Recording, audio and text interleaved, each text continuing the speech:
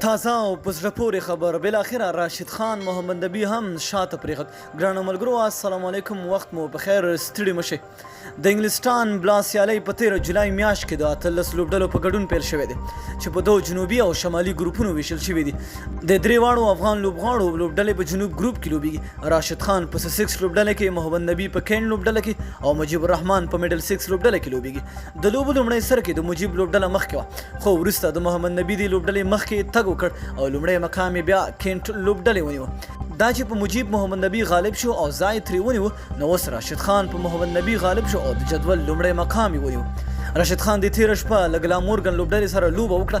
دې لوبه کې ګلامورګن سسکس ته په 20 اورونو کې 146 منډې هدف ورکړ چې ډیویډ لایټ پکې 50 ووهله. راشد خان په 4 اورونو کې 29 منډې ورکړې او یوه ویکټ یې واخیسته.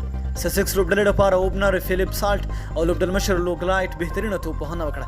سالټ په 78 منډو نټ آوټ او رایټ بیا 50 منډې وکړې.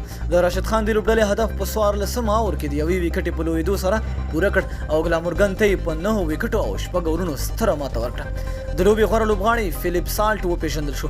نن ماښام محمد نبی ساخیل د ګلوسیسټر شایر لوبډلې سره لوبه لري. که محمد نبی دا لوبه وګټي، بیرته د جدول لومړی ځای نیولی شي. سسکس لوبډله د 12 نمرو په لرلو سره لومړی مقام لري. کین لوبډله د 12 نمرو په لرلو سره دوهم مقام کې ده او د مجیب د لوبډله میډل 6 10 نمرې لري او د نمرو په جدول کې دریم مقام لري. نو ډېره مینه او مننه چې ویډیو مو راسره تر پایه ولیده.